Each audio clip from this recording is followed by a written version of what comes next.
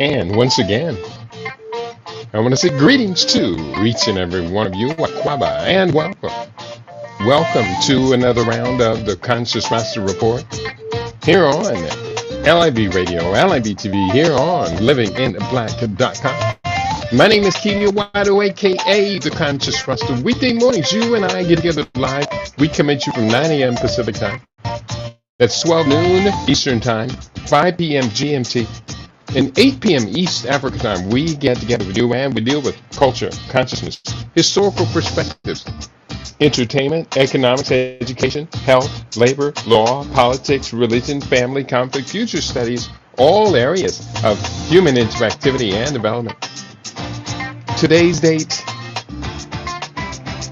is Friday, the 10th of October. 2025 in the Western calendar. This corresponds to the year 6265 in the Kemetic calendar, to which we have realigned our cultural clock. Welcome to the 7th millennium. You have found your family in a peaceful place here on LIB Radio, here on LIB TV, here on livinginblack.com. Today's date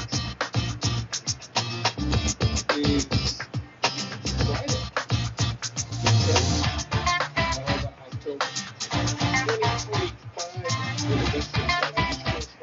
And we are going live and direct. I heard you say greetings to each and every one of you. I hope you are in good spirits today. We do the best we can to stay in good health, good spirits, surrounded by great people. That's a key to living long and prosperous. Here's what we have on the table for today, because it is approaching mid-October, and this is within the window of planting season for the cool weather crop. Here in Las Vegas, we have 2 cool weather seasons and 1 hot season. Most people have 4 seasons. We have 3 seasons here.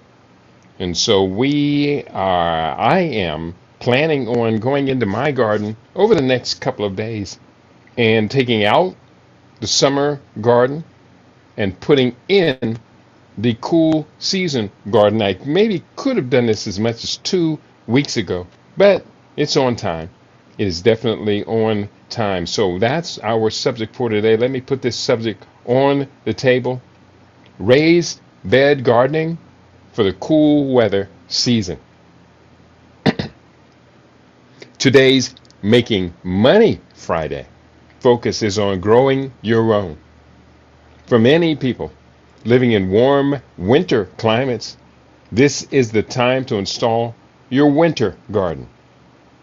We will discuss which plants thrive at this time of the year and how to extend your growing season using simple technologies. If you have never planted a garden, you will be rewarded with better quality food, better health, fitness, and the sense that you are taking control of your destiny. So that is what is on the table today. I'm going to be pulling out my book. This book is a very important book, Living Superfood Research, which the book is green covered as well. Let me see if I can help this book show up a little better. Living Superfood Research. Don't get sick. Stay off drugs and live a long time. That's the book. Don't get sick. Stay off drugs and live a long time. I'm going to be going into the chapter 20, the final chapter of the book. Actually, I have 3 appendixes to the book as well. And I need to do a show on these appendixes. I think these appendixes are really, really well. But this one is entitled Grow Your Organic Foods. Grow your organic foods. And that's so very important. But let's go into today's topic. First of all, if you don't mind, I'm going to begin with a short video that I have queued up. Just a short video, but I do think this opinion is very well stated, very well stated. So he's talking about never use these in container gardens, and raised bed gardens are essentially container gardens. So let's put that up. Let's listen to this short piece of video. Then let's get into today's study. Here's 3 types of soil mixes I would never use in my container garden. First up is compost. Yes, I love compost, but you don't want to plant in straight compost because it's too rich and it holds too much moisture, which is not the best for container grown plants. As an amendment, yes. Next up, number 2 is garden soil. Wait a minute. Garden soil is meant for in Let the ground. me start and this this is all going to be over also again. very dense I'm going to mute. and not well drained. It's a And little crazy around here. If you don't have enough space for wait a a minute. enclosed garden, Pause. you may want to consider this idea. Stop. This is a DIY 3-tier bucket garden that Wait a minute. Let me figure out what's going on here. And I've got too many programs going on over here. Bear with me. I'm going to figure out what's going on. This one should not be open. That's it. So let's do this one more time. Why am I hearing so much sound? Now, bear with me. That got really, really confusing. And I want to stop it. This one, I am going to queue up the second video in a little bit. But I do want to make sure we have it right. So this one is raised bed gardening for a square foot garden. I'm going to add this to the stage. And I've got that one up, but that's not the one I wanted to watch. So here, this is it. Here's Here we 3 go. types of soil mixes I would never Turn use in my up container the garden. volume. First up is compost. Yes, I love compost, but you don't want to plant in straight compost because it's too rich and it holds too much moisture, which is not the best for container grown plants. As an amendment, yes. Next up, number 2 is garden soil. Garden soil is meant for in the ground, and this is going to be also very dense and not well drained enough for container growing. And last but not least is going to be any type of potting mix that has moisture control. That's going to be something that holds too much moisture and not well drained enough. So what do I use in my container garden? I always opt for raised bed or container mixes with organic ingredients, but these mixes are super rich as well as coarse enough to let the water flow through. What kind of mixes are you using in your container garden? Post in the comments below.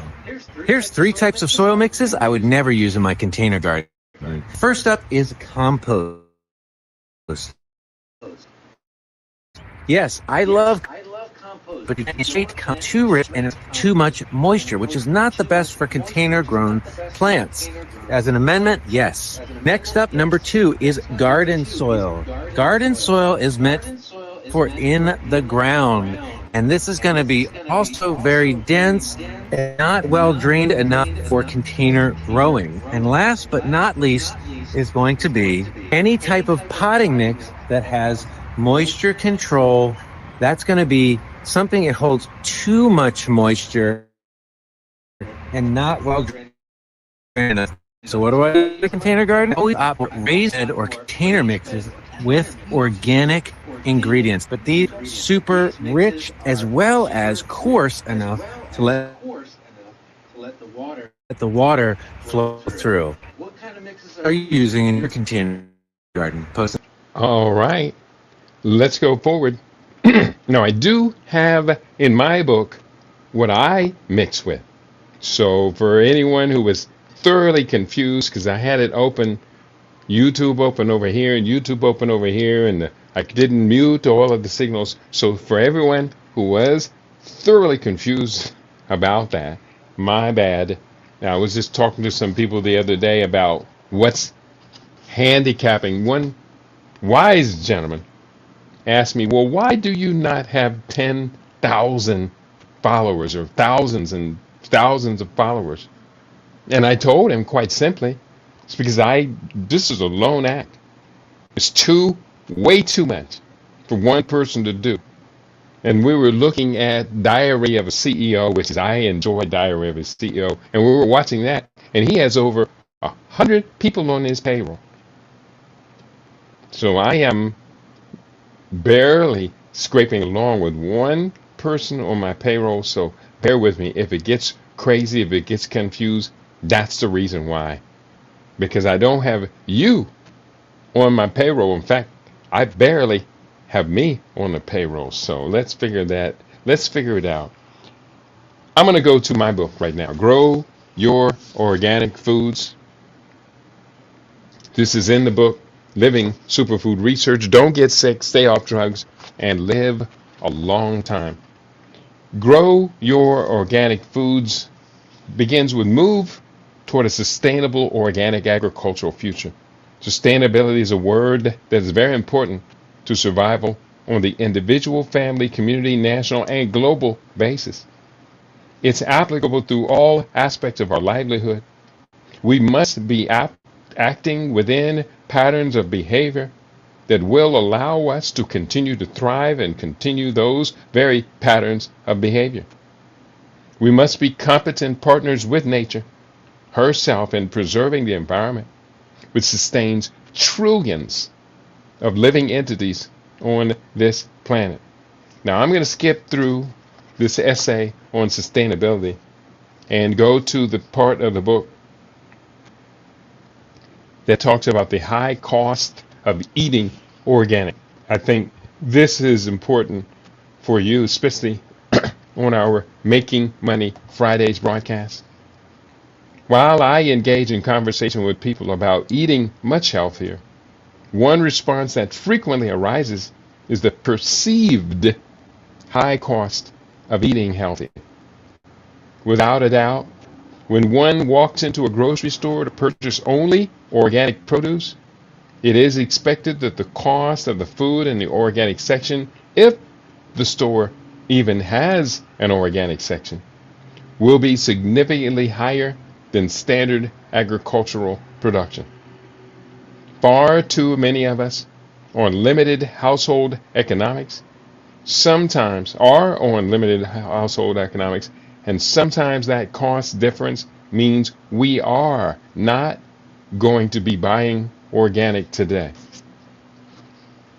Yet when one figures in the long-term costs associated with chronic diseases, which can run more than thousands of dollars a month for years, and figures these expenses into the overall equation, then we must conclude that investing in preventative medicine, to include as many organic foods as possible, yields a convincing return on investment. Yes, purchasing organics can run your weekly food bill up by $30 or more, and you might want to add a zero to that now. Money that poorer families might certainly apply elsewhere in their household budget. Yet when compared to U.S. national average spent on health care, which runs over $175 per week per person, then we can certainly see where the investment in high quality eating has great merit.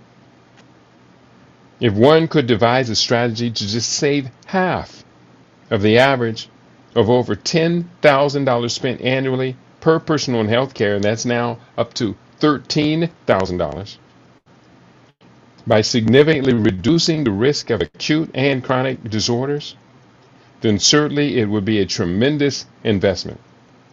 What I am saying here is that you can place such an investment into organic gardening, and there are myriad of ways that this can be made practical. Even if you don't have access to land space for installing a garden. So backyard gardening solves a multiplicity of problems. For apartment dwellers, A different set of organic gardening solutions will apply, as opposed to those who own their homes or are renting a space where you can have access to tillable land. For urban dwellers, having a backyard garden and increasingly now front yard gardening are being installed, front yard gardens are being installed, is such a joy for multiple reasons. Reason number one, convenient access to fresh produce throughout much of the year or even all year long. Point two, the ability to exclude toxic chemicals from your food by using organic techniques.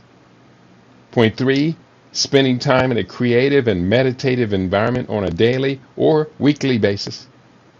Point four, great physical exercise in a space where the air is dense with much needed oxygen. And point five, a space to share with family, friends, or co-op members, wherein you share collective pride in group accomplishment. So are you ready to get this party started? Yes, you are.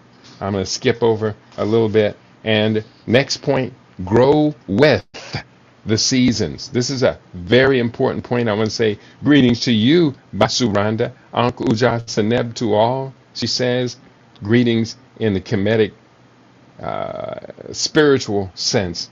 Ankh Uja Seneb. Growing with the seasons. And let me ask you, Basuranda, are you growing your organic food? I know you're in a pretty good climate for growing. Anybody out there listening to me today, growing your own food? Check in and let us know. Growing with the seasons, depending on where you live.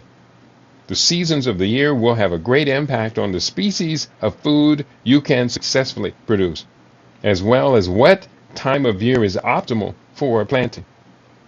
Most vegetables and fruits have life cycles that are governed by factors such as the amount of direct sunlight, soil condition, geographic latitude, rainfall, and season.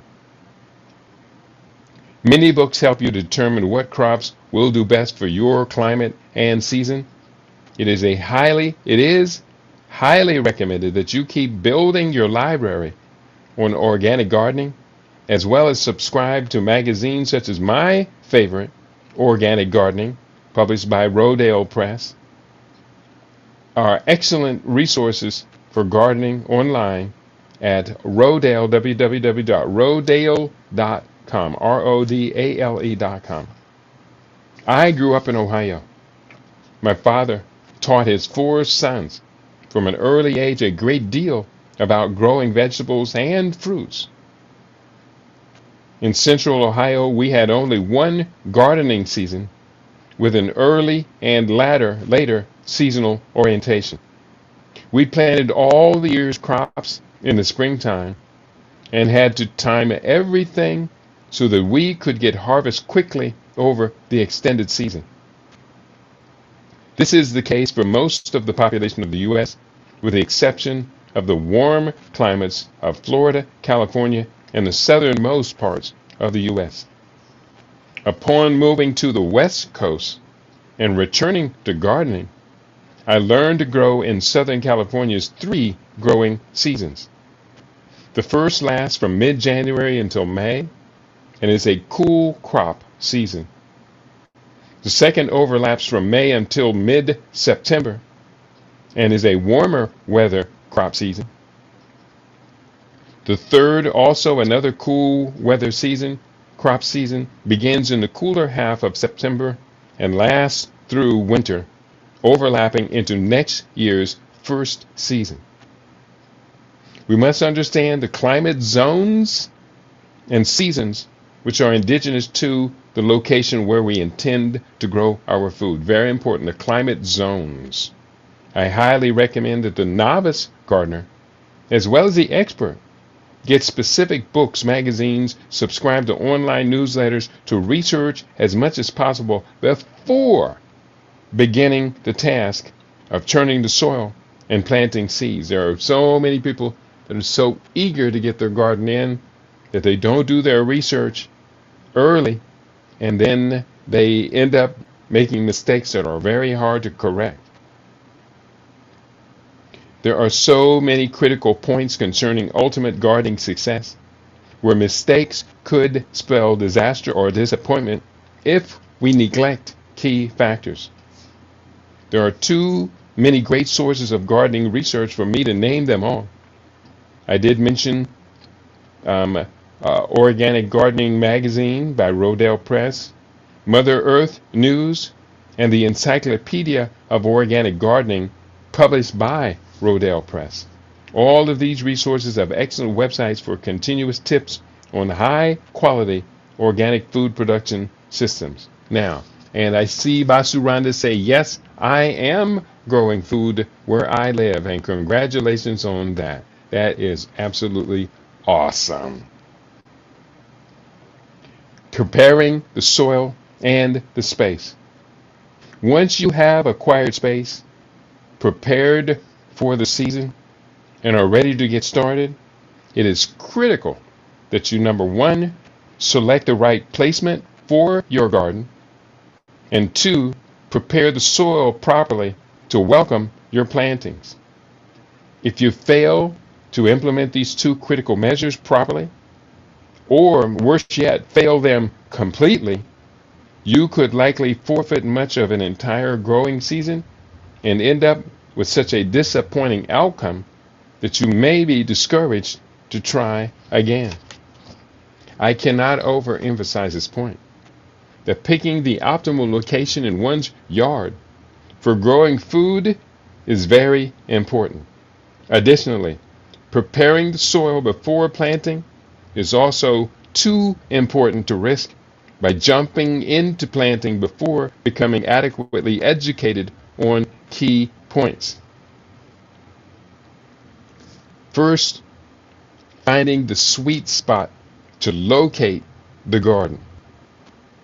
Numerous considerations for picking the right space for the garden must be considered. We'll highlight the most important ones with just a brief explanation of why these factors must be considered. Number one, accessibility. You will want to be in your garden as much as possible, with new projects often requiring 10 or more hours per week to get well established. This will be more difficult to do if you have to drive across town or head out to the countryside to do so. Most people install their garden in their backyard, with an increasing number using the front yard for food or herb production. Thus, you have access within minutes. Number two, access to water. You may have an empty lot at the end of the block in which to install a system, but if that lot doesn't have water or electricity, putting in a garden, there might be more trouble than what you're prepared for. If you have to haul or store water on the location, that's the end of the sentence. People living in areas with sufficient natural rainfall won't have this issue. I live in a desert area, Los Angeles, and I was in Los Angeles when I published the book. And there's even more desert now. And we have no choice but to water our gardens regularly.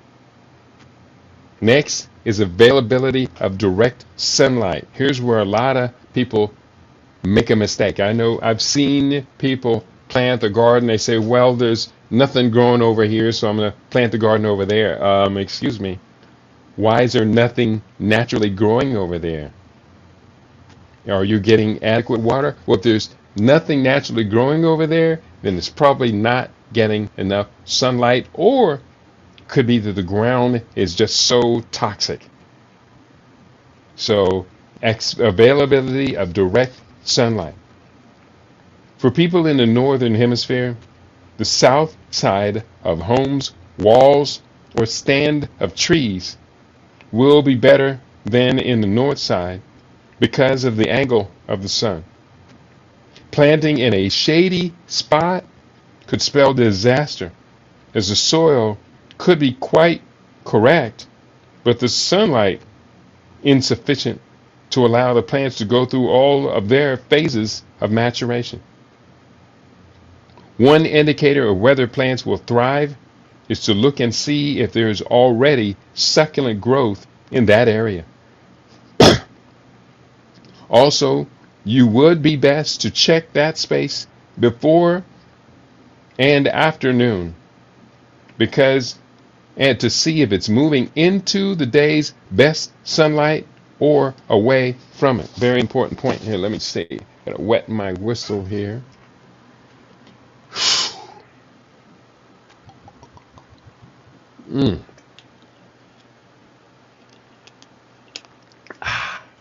Thank you. So, here's what we got. Proximity to shade producing trees.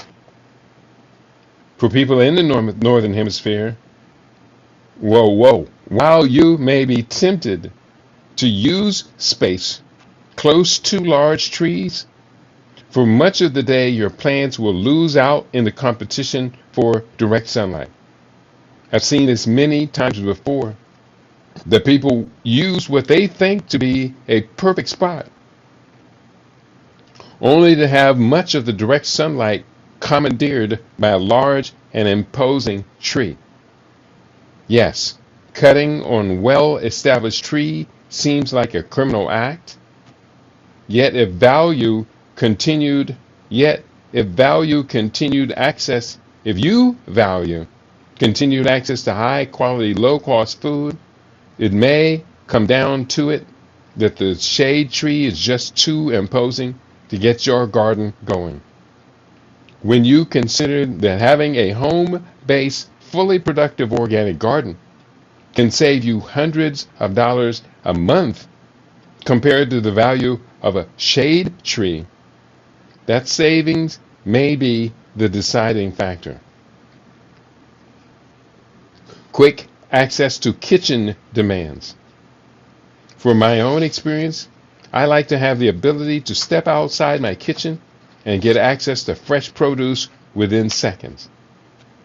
Having a kitchen garden or herb garden close at hand is a real advantage.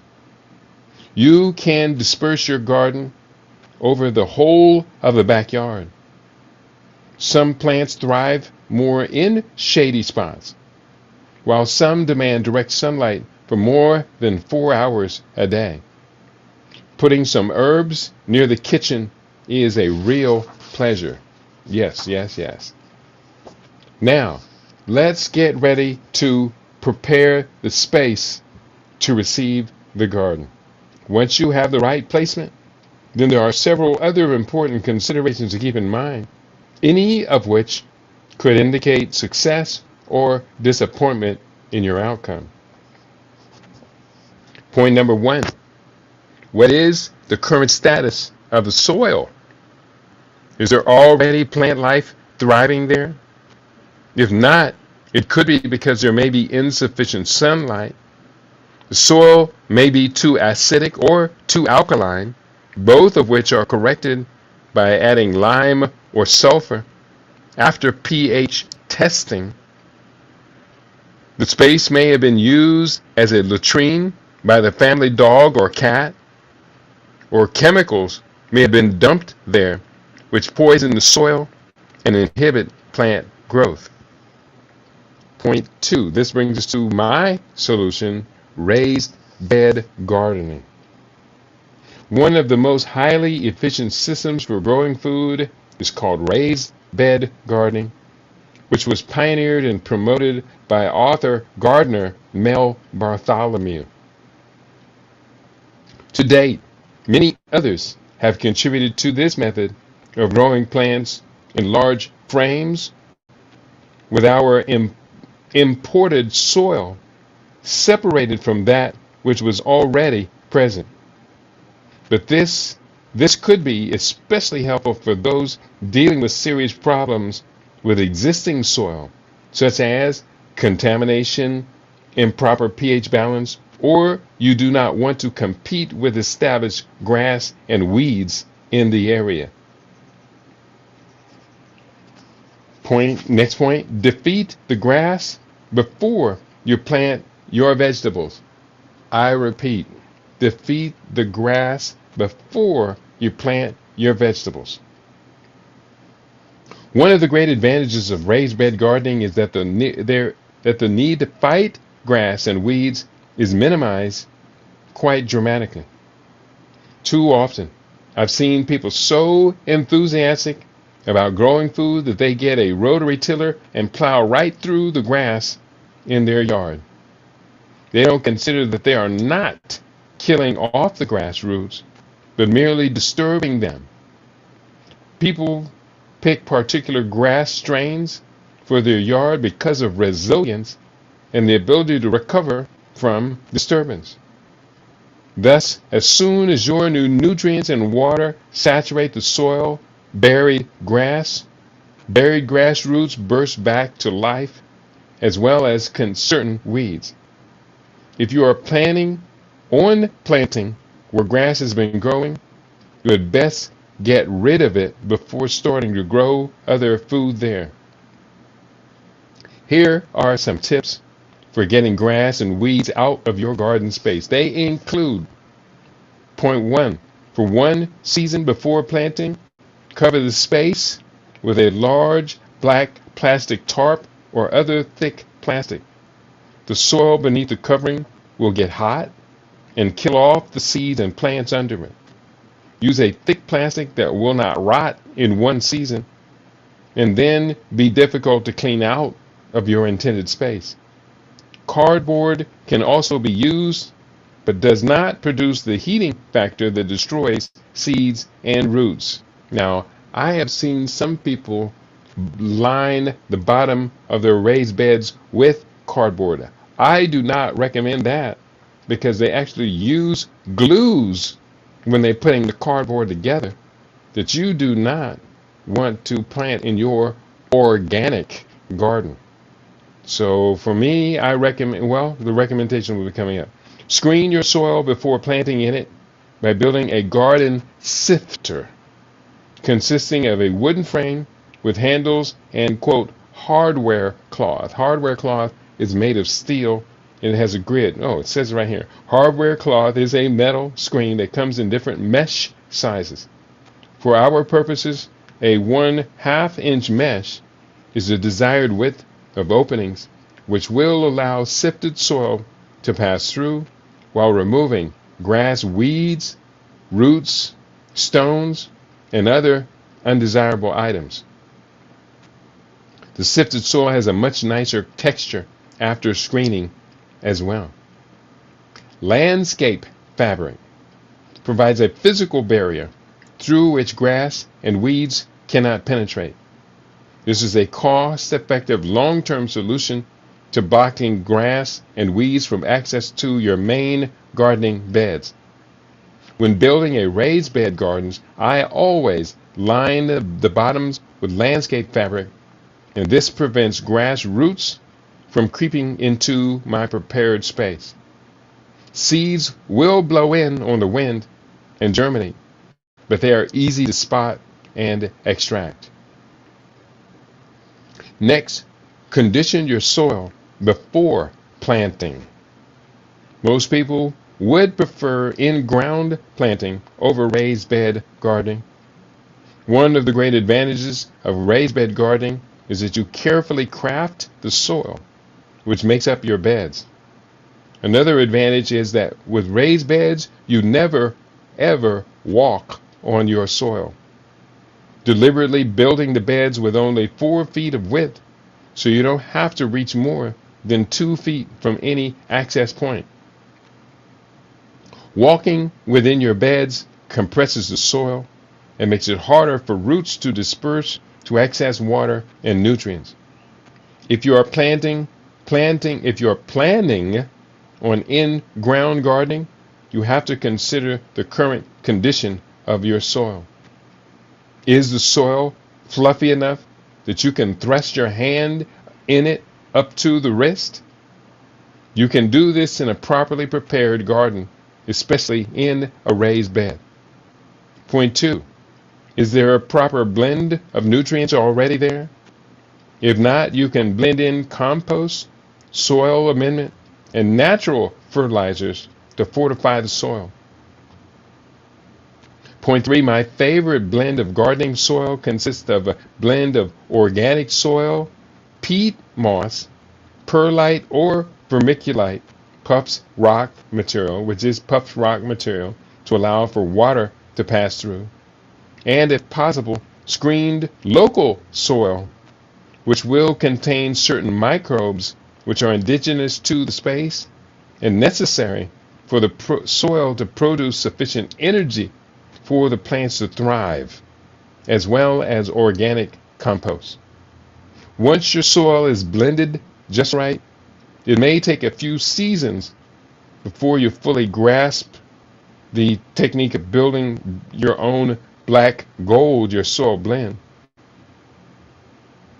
You will have perfect environment in which seeds burst to life and full productivity. I do not recommend using products labeled, quote, top soil. That was what the author said, or the video said a little bit earlier. Do not use top soil. It is just not even close to a standard that could be considered organic. Most topsoils sold at your local supply center contain nitro humus and sewage sludge, and should only be used to support grass growth or non-edible plants. As well, keep animal poop out of your beds, whether it be dogs and cats. Cats love to poop in my beds. Luckily, we don't have any cats around here.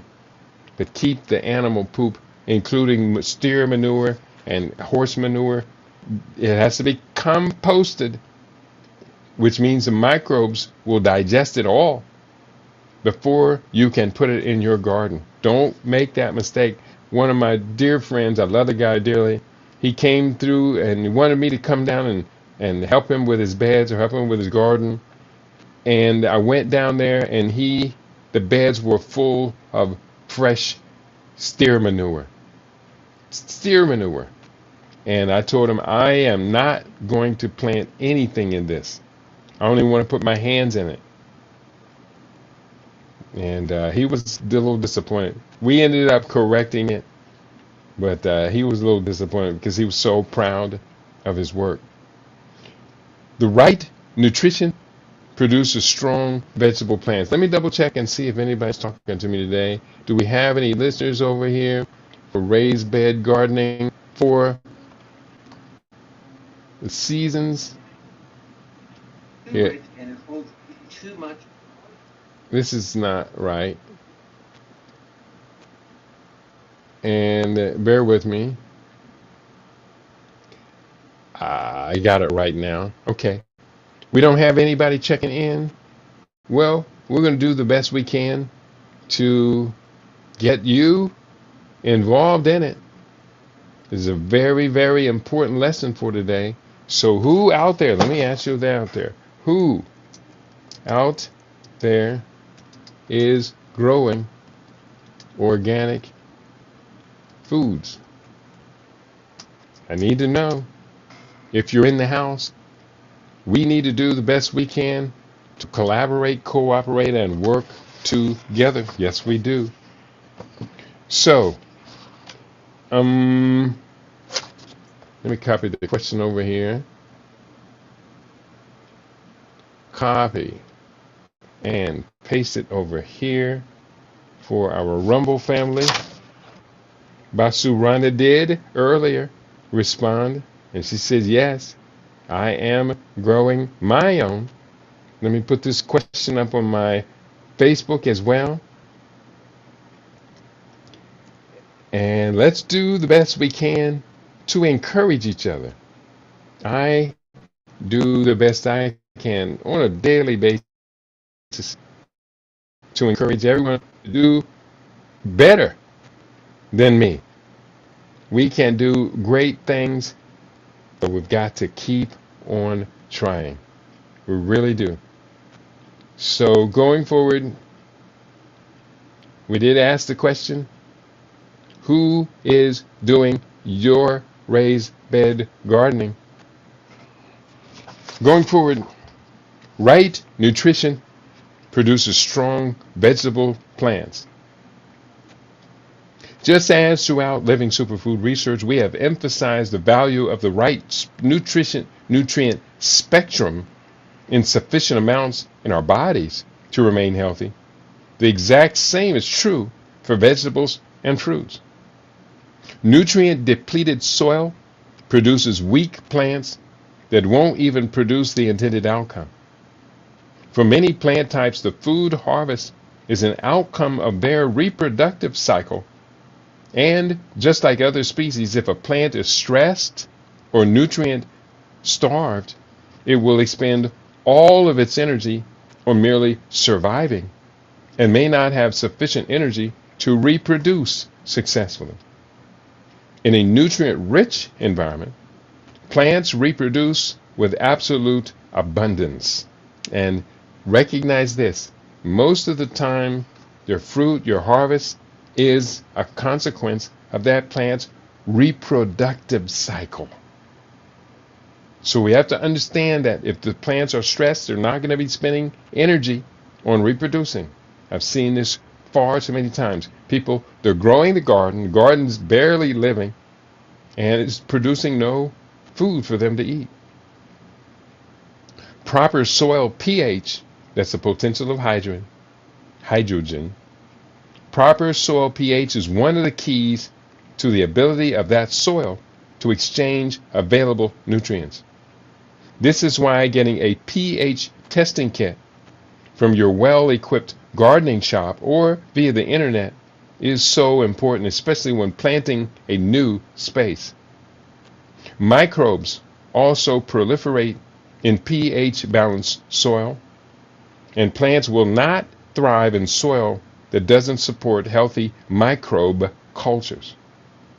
Rich black soil is dense with living microbes. When the soil has a high amount of microbe activity, it is fluffy and moist and forms a lightly firm ball when squeezed in the palm of your hand. Microbes must be added to the soil as amendments.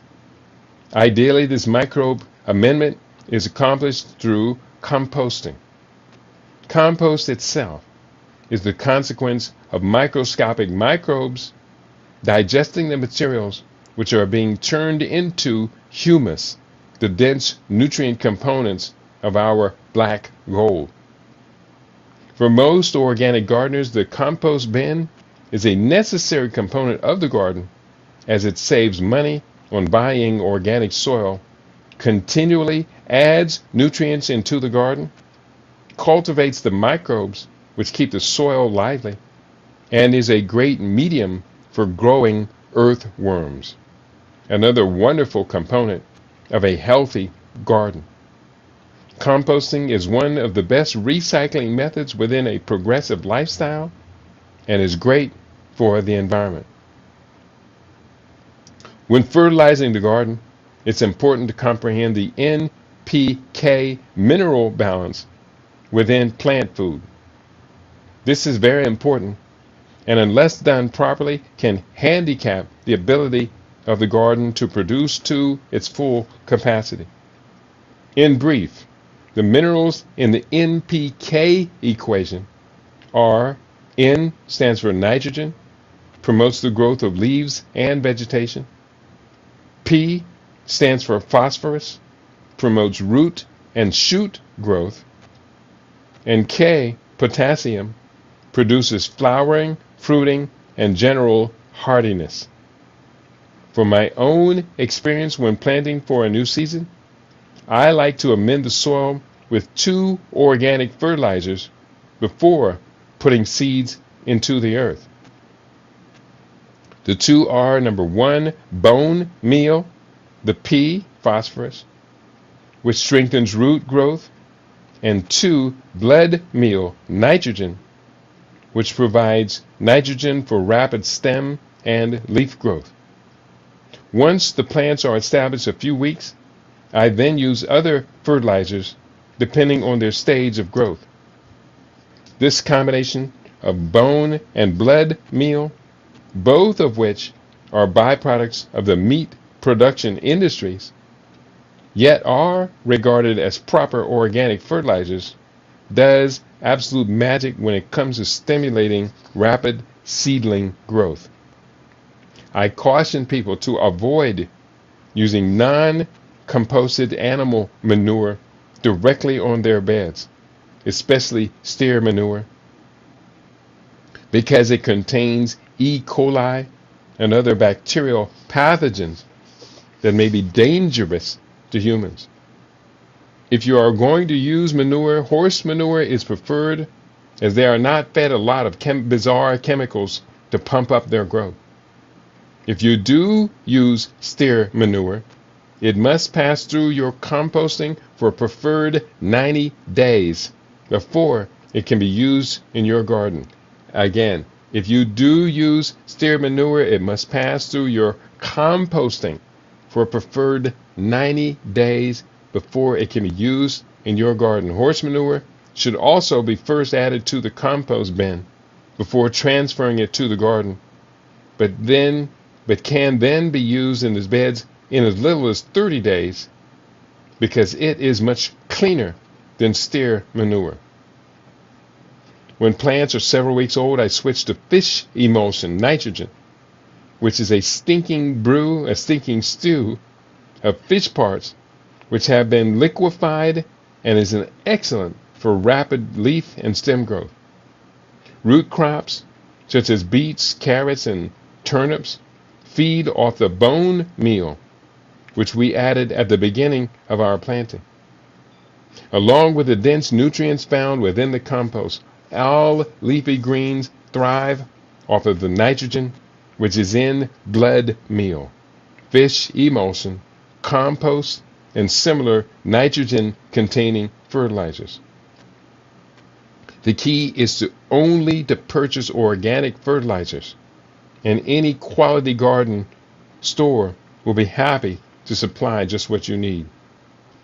Now, I'm going to be making this a short one. This chapter is going to go on and on for at least another 20 minutes or more, and I don't have the luxury of going beyond the top of the hour. Later in the season, when you are growing plants which require a flower to produce the desired crop, you can then use bat guano, decay, bat poop, as your preferred fertilizer, as it will significantly stimulate flowering fruits and vegetable production. Many other natural food plants can be added at various times. Many other natural plant foods, not food plants, can be added at various times or throughout the season. Too many to mention them all. But personal favorites include worm castings, peat moss, and seaweed. Caution: do not use nitro-humus, slurry, or sludge, as these can all contain human waste and sewage. These cheap fertilizers also contain a spectrum of contaminants that you do not want in your food supply: heavy metals, petrochemicals, and pharmaceuticals. I'm going to read one more section here, and there's a lot of good research in this book. Fruits, berries, and nuts. And here, 1 second. Okay, fruits, berries, and nuts. You will undoubtedly gain much knowledge and wisdom as your experience of growing food expands within each new season.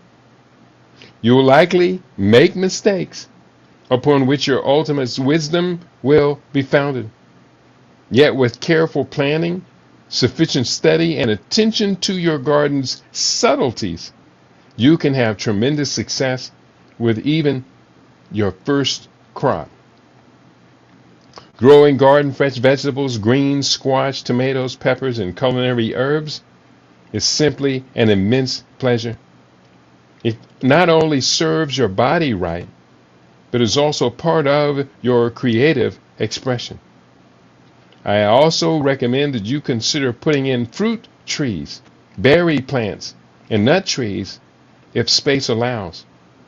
In my ideal spot, I would have at least an absolute minimum of 1 or more acres upon which to plant the spectrum of plants which would satisfy my psycho-spiritual needs. That's what my father had. Says right now. My family was raised in rural Ohio on a 1 1/3 acre spot wherein my father planted a spectrum of fruit trees, cherry, apple, pear, and peach. We had a huge spot for strawberries, about 7 100-foot rows, as well as over a dozen 100-foot rows of vegetables. When considering planting fruits, it is especially critical that you know your gardening zone. The U.S. Department of Agriculture has a plant hardiness zone map which divides the country into 10 zones, 9 of which support reasonable gardening and farming conditions. These zones are based upon the average annual low temperatures and can range from a low of up to minus 40 to 50 degrees Fahrenheit within Zone 2 to a low of 40 to 30 degrees Fahrenheit within Zone 10, which is found only in parts of California, Arizona, Texas, New Mexico, and Florida. These warm zones are where one can produce fresh produce all year long, while in most of the country, below freezing temperatures cut the growing season off for months at a time. Not all fruit trees and nut trees will thrive in all planting zones. Therefore, you must research just which species and strains will thrive within your hardiness zone. This is very, very important. People are trying to plant citrus fruits and avocados and figs and other things, but they're not getting their zones correct. You've got to get that zone correct for the hardiness zone. Get it correct for what you intend to grow. Many hybrids have been developed to adapt to a wider range of zones. Some zones will only support a small range of fruit or nut trees, while others will support a wide variety of edible species.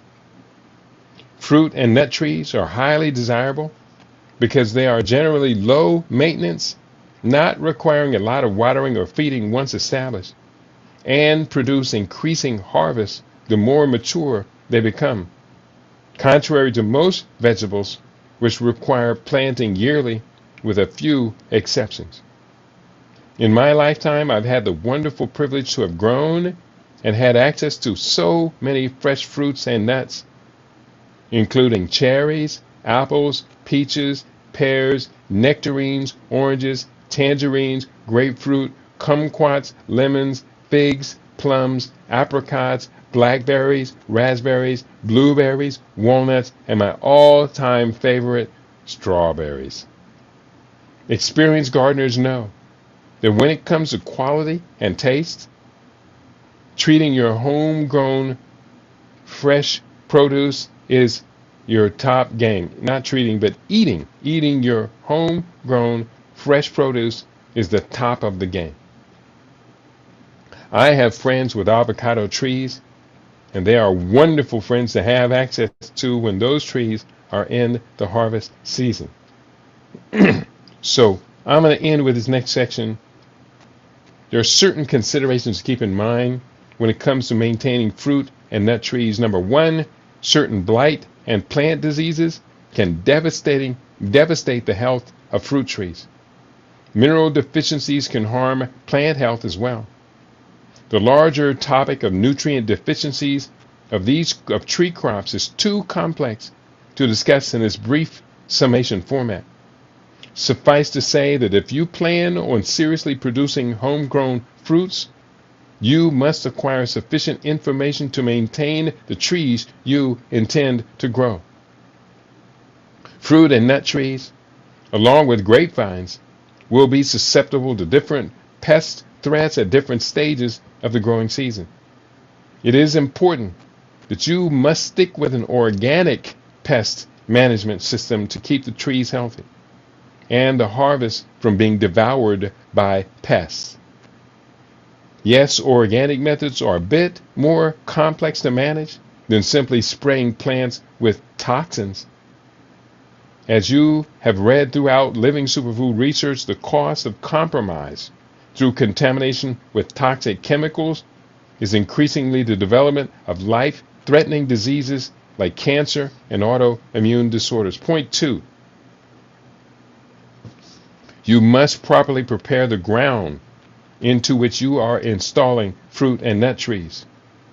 My technique is to dig a round hole 18 inches wide and 2 feet deep, into which I will add layers of suitable soil and other amendments. Planting trees is a bit like delivering a baby. You got to get it absolutely right the first time. If you should have to replant a tree, it might just stunt its growth for seasons to come. When you blend soil to plant a tree, you must mix in indigenous soil with amendments so that indigenous microbes and minerals are part of the tree's adaptation into its long-term environment. Point 3. Most fruit trees will take years to bear a sufficient amount of fruit for your return on investment. Depending on the variety, climate, species, and vigor, various trees will produce at different rates.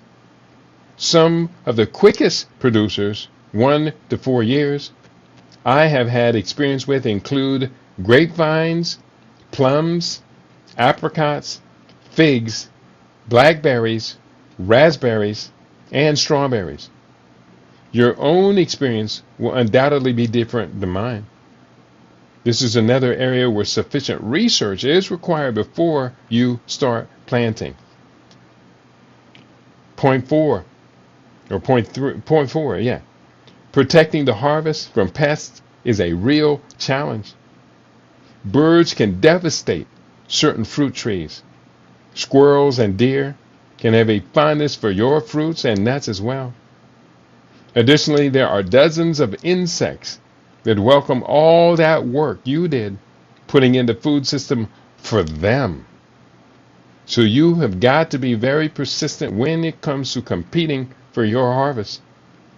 One of my favorite online resources for information on natural and organic pest management is Gardens Alive, Gardens Alive, Gardens Alive, who publishes an extensive catalog of wonderful supplies as well as seeds and starter plants. And point 5, lastly, you need to develop a maintenance and harvest schedule for fruit and nut crops. You don't want to schedule travel vacations or other distracting adventures at the same time that your precious fruits are ripening. If you do have trees that are not in your own home, neighbors or including animals might end up enjoying more of your harvest than yourself. As you accumulate seasons of experience, you will intuitively feel the rhythm of your orchard. Get steadied up so that you can be there when your trees are ready to reward your investment. In summary, homegrown fruits, nuts, and berries are so incredibly rewarding. The taste, cost, and convenience of having these accessible is what inspires people to do this season after season. With the increasingly high cost of purchasing organic produce, especially organic fruits and berries, so often prohibitive, here is a great way to get the best value at the lowest cost over time. You must keep in mind that the investments you make in planting an orchard won't break even for several seasons. You must keep in mind that the investments you make in planting an organic seed or organic or planting an organic won't break even for several seasons. And the sentence was a little odd. Sorry about that. Don't scrimp to save too much money in the first season that your plants don't have the opportunity to grow and mature to full capacity. You certainly deserve the healthiest food possible, and that is the dividend you will earn from this investment. And the chapter goes on. I next talk about a resource list, continued organic gardening education sources. I list maybe 20 or so magazines and books. And then conclusion, growing food is a sacred act. It is a sacrament. It is a communion in the true sense of spiritual ritual. Human civilization evolved in agriculture-based societies for the overwhelming majority of the progress of history. This new lifestyle, which so many of us have crammed, this new lifestyle which has so many of us crammed within huge metropolises, breathing oxygen-depleted air, losing grounding between our feet and Mother Earth beneath us, and consuming highly processed foods from profit-driven corporate dispensaries. These are all unnatural impositions upon the real life that is our true inheritance. As I have throughout this book, I again quote those profoundly transcendent words of Joni Mitchell, who stated it as well as I could ever imagine in her celebrated song, Woodstock. Quote, "We are stardust. We are golden. We are billion-year-old carbon. And we've got to get ourselves back to the garden." Unquote. Joni Mitchell. Wow. I can't wait to get outside in my raised bed garden and start the process one more time. Get another season in. It's going to be a great time. I encourage each and every one of you to do the same thing. It's going to be good. And on that note, I'm going to wrap it up for today. Did not have much of a listening audience, but those who did tune in, I hope you are inspired. Grow your own. And be careful. I know some of the people out there, all you have is a little small patio for your apartment. Be careful. Go measure the sunlight hitting that area before you try and grow food there. Some of you so proud you invite me over your house. Look at my garden. Look at my garden. It's a bunch of spindly little plants because there's not enough sunlight. You can do better than that. And some of the plants, you could be growing culinary herbs that will thrive in such an environment. So on that note, I am out of here for today. It's going to be a good weekend. So do stay tuned to your favorite. Tomorrow is Saturday. We replay everything we did this week, and along with some other files from before and after, from before. And then Sunday, we will be back Sunday at this regular time for our mastermind group. Thank you all for all you do for all of us, for which we are so incredibly grateful. Peace and prosperity to each and every one of you. On your favorite, we aim to be your favorite. We are LIB Radio, LIB TV. We are living in black.com. Peace, y'all.